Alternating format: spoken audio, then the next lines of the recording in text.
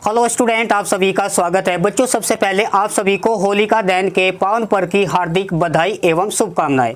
इस पावन पर्व पर आपके समस्त दुखों का अंत हो, खुशियों के नए द्वार खुले और जीवन में सुख समृद्धि एवं धन वैभव का आगमन हो। तो इसी शुभकामनाओं के साथ स्टूडेंट हम स्टार्ट करते हैं कि हमारे पास कोई भी कनिक सेक्शन दे रखा होगा बच्चों, उसको उसके सेंटर को ओरिजिन पर कैसे शिफ्ट करते हैं। आइए हम इसको कॉन्सेप्ट को समझने का प्रयास करते हैं। दे रखा है यहाँ पे इन्होंने इक्वेशन ऑफ कनिक रिफर टू सेंटर और ओरिजिन। आपको कोई एग्जाम यूनिवर्सिटी के अंदर कनिक की इक्वेशन देगा, उसके सेंटर को आपको ओरिजिन पर शिफ्ट करते हैं, तब उस कनिक की इक्वेशन वहाँ पे क्या होगी। आइए हम इसको समझते हैं कि हमारे पास एक क्वेश्चन दे रखा है, द इक्वेशन ऑफ कनिक एक्स स्क्वायर प्लस के 4xy वाई स्क्वायर माइनस के 2x प्लस के 2y। तो after transferring the centre as origin, मतलब सेंटर को ओरिजिन पर शिफ्ट करने के बाद उसकी कनिक की इक्वेशन क्या होगी। तो यहाँ पे एक कॉन्सेप्ट को समझते हैं। जो हमारे पास कनिक दे रखा है, जो जनरल इक्वेशन होता है वो कनिक सेकंड डिग्री में, तो यहाँ पे इसकी इक्वेशन फाइंड करनी होती है।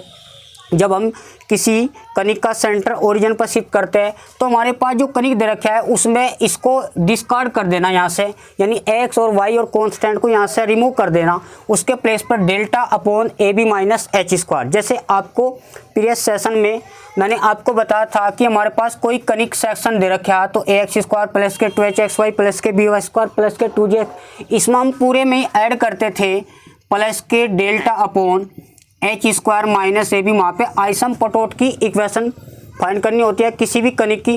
तो यहाँ पे इसके जो सेंटर है ओरिजिन पे शिफ्ट करने के बाद उसकी जो इक्वेशन बनेगी हमारे पास ये, यानी जो हमारे पास कनिक दे रखा है उसको यहाँ से ये टर्म यहाँ से नेगलेक्ट कर देना, यानी इसको डिस्कार्ड कर देना, हटा देना। उसके प्लेस पर ये आ जाएगा delta upon a b minus के एच स्क्वायर। और डेल्टा आप डिटरमिनेंट की हेल्प से सोल्व करते थे। तो हम क्वेश्चन को समझते हैं। हमारे पास ये क्वेश्चन है, इसको सेंटर को ओरिजिन पे शिफ्ट करना है। तो सबसे पहले इसको जनरल इक्वेशन कनिक की आपको कंपेयर करना है। ए एक्स स्क्वायर प्लस के 2hxy प्लस के बी वाई स्क्वायर प्लस के 2gx प्लस के 2fy प्लस के c, इससे कंपेयर करना है। यहाँ पे A B C ji F C की वैल्यू आ जाएगी। तो ए हमारे पास जो होता है वो एक्स स्क्वायर और वाई स्क्वायर का कोफिशिएंट होता है ए बी की वैल्यू। एक्स स्क्वायर का कोफिशिएंट यहाँ पे 1 है और एक्स वाई का जो कोफिशिएंट यहाँ पे 2h है, वहाँ पे एक्स वाई का कोफिशिएंट 4 है। तो 2h इक्वल 4, तो h की वैल्यू हाफ कर देना यानी 2 आ जाएगी। और वाई स्क्वायर का कोफिशिएंट b की वैल्यू आ जाएगी। x का जो कोफिशिएंट है वहाँ पे g है, उसका भी हाफ करना है, तो g की जो वैल्यू है -1। y का कोफिशिएंट यहाँ पे 2f है, वहाँ पे 2, तो f हो जाएगा उसका हाफ। और c जो होता है इसमें कॉन्स्टेंट टर्म नहीं है, इसको आप 0 एज्यूम कर लेना। तो यहाँ पे हमें किसकी रिक्वायरमेंट चाहिए, डेल्टा चाहिए होता है। तो डेल्टा आपने पिछले सेशन में बताया था, आप इस डिटरमिनेंट की हेल्प से निकाल सकते हैं। हमारे पास डायगोनल में ए बी सी होता था और कोने में यहाँ पे जी होता था, यहाँ पे एफ और ये एच होता था। इसका अनोदर रूप एक और भी है कि डेल्टा इक्वल होता है ए बी सी प्लस के 2fgh माइनस का a f square minus b g square minus g. इसको भी सोल्व कर सकते हैं, ये एक्चुअली इसी का ही in the sense short form है। तो यहाँ पे हम ए बी सी की जो वैल्यू रख सकते हैं 1, बी हमारे पास 1 है और सी ये 0, ये तो ऑलरेडी 0 हो जाएगा क्योंकि मल्टीप्लाई के साथ 0 है। तो 2f हमारे पास 1 है और g की जो वैल्यू है -1। h हमारे पास दे रखा है उन्होंने 2 माइनस का a f यानी 1 का स्क्वायर माइनस b 1 है और g -1 का स्क्वायर प्लस ही हो जाएगा। c 0 है तो h स्क्वायर हमारे पास 2 है तो ये 0 हो जाएगा, तो ये भी 0 हो जाएगा। ये हमारे पास 4, ये 1 माइनस के 1, तो हमारे पास जो बचेगा वो माइनस के 6 हो जाएगा। डेल्टा इक्वल हो जाएगा माइनस के 6, जो इसकी जो वैल्यू है वो नॉट इक्वल 0 इसकी वैल्यू नहीं है। अब बात करते हैं हम a b minus h square. तो a b minus h square को भी यहाँ से फाइंड करते हैं। तो ए हमारे पास 1 है, बी हमारे पास भी 1 है, एच 2 है, 2 का स्क्वायर यानी 1 माइनस के 4 या माइनस के 3। तो a b minus h square की जो वैल्यू आई माइनस के 3, इसको उठाकर बच्चों इस इक्वेशन में यहाँ पे ये कैंसिल आउट कर देना, क्योंकि आपके पास जो किसी भी कनिक को सेंटर पर शिफ्ट करते हैं तो वहाँ पे एक्स स्क्वायर एक्स वाई और वाई स्क्वायर की टर्म होनी चाहिए, बाकी सबको हटा देना, उसके प्लेस पर ये आपको ऐड कर देना है। तो हमारे पास इक्वेशन हो जाएगी एक्स स्क्वायर प्लस के 4xy प्लस के यहाँ पे वाई स्क्वायर है और प्लस के डेल्टा फॉर्मूला है ए बी माइनस के एच स्क्वायर, साइड में 0 है तो हम इसको लिख सकते हैं इम्प्लाई दैट, तो एक्स स्क्वायर प्लस के 4xy प्लस के वाई स्क्वायर, डेल्टा की जो वैल्यू है हमारे पास माइनस के 6 और a b minus h square की वैल्यू माइनस के 3, तो साइड में 0 है, माइनस माइनस प्लस डिवाइड करेंगे 2 आ जाएगा। तो एक्स स्क्वायर प्लस के 4xy प्लस के वाई स्क्वायर प्लस के 2। अभी हम ये तो हमारे पास कनिक की सेंटर को हम ओरिजिन पर शिफ्ट करते हैं तब उस कनिक की इक्वेशन आई। यदि हम इस कनिक को नेचर ऑफ कनिक फाइंड करना चाह रहे हैं, यानी कनिक की नेचर फाइंड करना चाह रहे हैं, तो हम ये देखते हैं कि ये सर्किल है या फिर आपका इलिप्स है या पैराबोला है या हाइपरबोला है। तो सबसे पहले यहाँ पे कंपेयर करेंगे हम एक्स स्क्वायर, इनको ऊपर देखते हैं।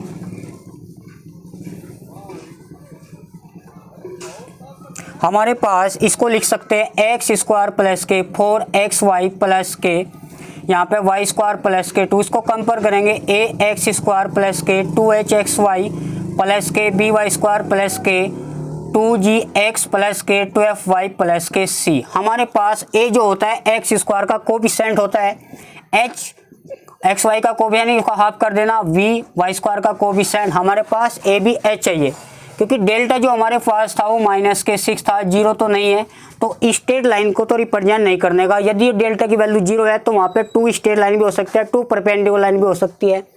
तो यहाँ पे हम डेल्टा चेक करेंगे कि एच स्क्वायर ए बी, आपको कंडीशन बताई थी एच स्क्वायर यदि ए बी के इक्वल है तो वहाँ पे जो कनिक रिप्रेजेंट करा वो पैराबोला को।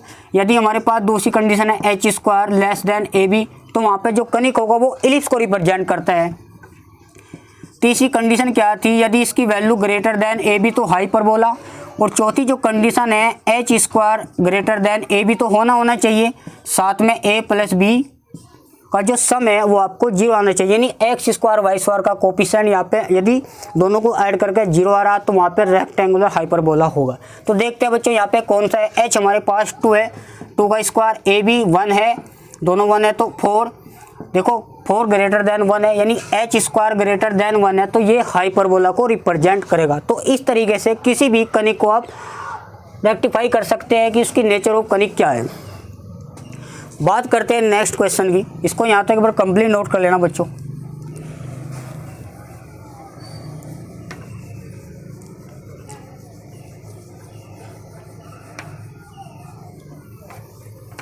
क्वेश्चन हमारे पास दे रखा इक्वेशन ऑफ कनिक, यानी हमारे पास एक सेकंड क्वेश्चन नेचर ऑफ कनिक, हमारे पास एक्स स्क्वायर प्लस के 4xy प्लस के 2y square plus 4x minus के 6y और प्लस के 1।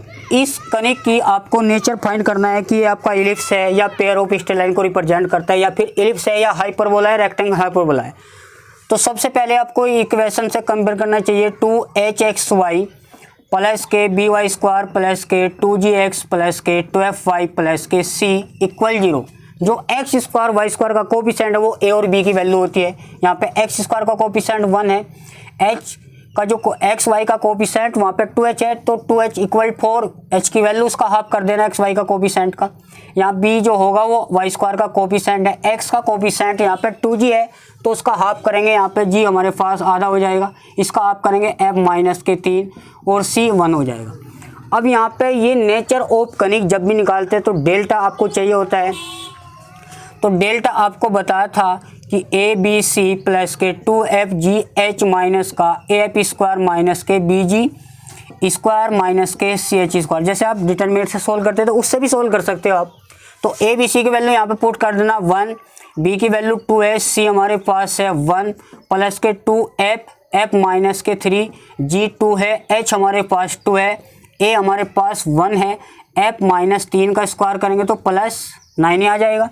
तो माइनस बी हमारे पास है 2, जी का स्क्वायर करेंगे तो 4 आ जाएगा, 2 का स्क्वायर 4, तो सी हमारे पास 1 है, एच हमारे पास 2 का स्क्वायर करेंगे, सिंपलीफाई करते हैं तो यहाँ पे 2 आ जाएगा, ये माइनस के 24 आ जाएगा, 9 माइनस का 8 माइनस के 4 आ जाएगा। अब इन दोनों को ऐड करो, ये 12 और यहाँ पे ये कितना हो जाएगा 24 और 12 यहाँ पे 36 हो जाएगा और ये माइनस के 6 बचेगा। ये आपका जो आंसर बचेगा ये आपका माइनस के 42 which is not equal to 0। Delta की जो वैल्यू है इसकी वैल्यू 0 नहीं है, तो यहाँ पे कोई भी कनिक बन सकता है, एलिप्स बन सकता है, सर्किल भी बन सकता है, या पैराबोला या हाइपरबोला, रेक्टेंगल, हाइपरबोला बन सकता है।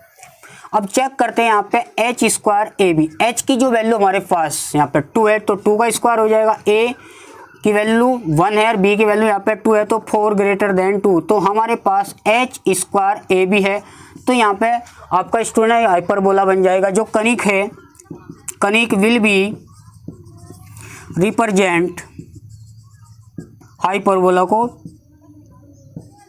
रिप्रेजेंट करेगा। तो इस तरीके से हम नेचर ऑफ कनिक फाइंड कर सकते हैं किसी भी कनिक की। तो बात करते हैं क्वेश्चन नंबर 3 की, द कोऑर्डिनेट ऑफ सेंटर। आपको कोई भी कनिक दे रखा है, इसके सेंटर के कोऑर्डिनेट कैसे फाइंड करते हैं, तो आइए हम समझने का प्रयास करते हैं।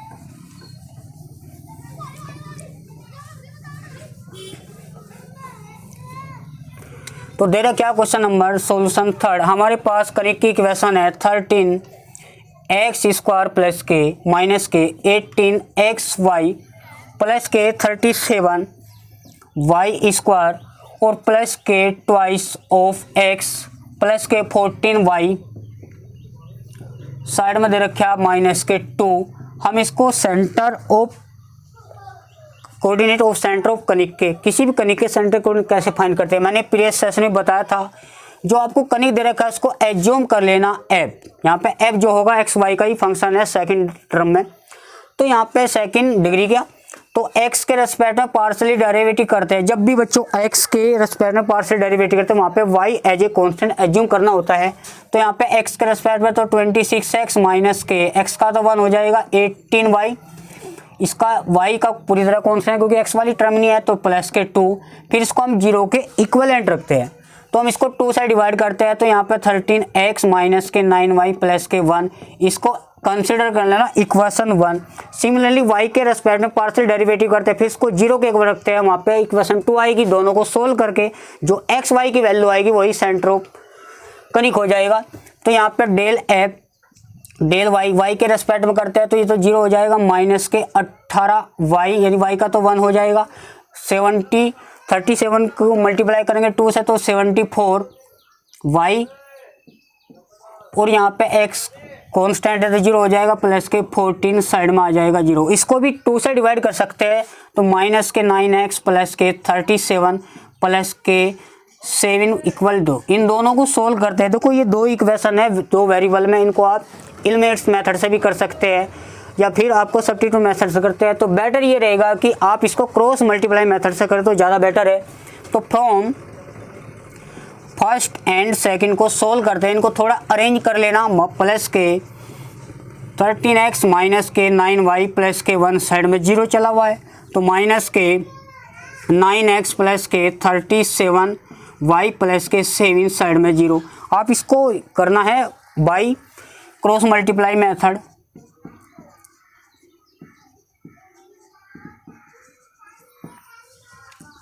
टेंथ स्टैंडर्ड में आपने पढ़ा था। तो यहाँ पे एक्स वाई 2 वेरिएबल है, तो एक्स और वाई की वैल्यू चाहिए, वही कोऑर्डिनेट हो जाएगा।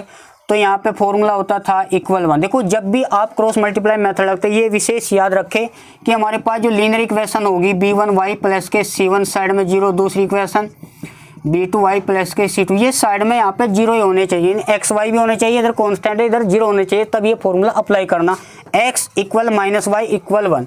जब भी x के नीचे की वैल्यू निकालते हैं तो वहाँ पे x को छुपाते हैं, केवल एक्स वाई का कोफिशिएंट देखते हैं। यहाँ पे 9 मल्टीप्लाई करेंगे इसको माइनस के 63, फिर एक माइनस आता था फॉर्मूले के अंदर, प्लस 37 की 1 में करेंगे तो माइनस के 37। फिर यहाँ पे y के नीचे की वैल्यू तो y को छुपाना होता है, 13 माइनस के हो जाएगा, और यहाँ पे जो मल्टीप्लाई करेंगे माइनस माइनस प्लस हो जाएगा। फिर यहाँ पे कांस्टेंट छुपाओ तो एक्स वाई के कोफिशिएंट देखना होता है, तो 37 की मल्टीप्लाई करेंगे 13 सत्ते 96 9 बचेंगे, 13 39 9 48 माइनस आता है, माइनस माइनस प्लस एक माइनस आता है, तो 9 मल्टीप्लाई 9 81 हो जाएगा। तो x माइनस के 100, तो माइनस के y ये भी 100 हो जाएगा, 1/4 100 हो जाएगा। अब यहाँ पे दोनों x y निकल जाएंगे, एक बार x के इक्वलेंट रहेंगे, तो इसको x इसको इक्वल रखते हैं, तो माइनस के 100, इसको फर्स्ट मान एज्यूम कर लेना, इसको सेकंड, ये आपका थर्ड हो जाएगा। तो फर्स्ट थर्ड को लेते हैं, 1/400, तो x की वैल्यू -1/4 आ जाएगी। अब सेकंड एंड थर्ड को लेते हैं, तो -y/100 इक्वल 1/400, इससे डिवाइड करेंगे तो यहाँ पे y की जी वैल्यू है -1/4 आ जाएगी। x और y की वैल्यू दोनों सेम है, यही आपके कोऑर्डिनेट हो जाएंगे सेंटर के किसी भी कनिक के। तो इस तरीके से हम क्वेश्चन को कर सकते हैं। आज के लिए स्टूडेंट इतने, मिलते हैं नेक्स्ट लेक्चर में।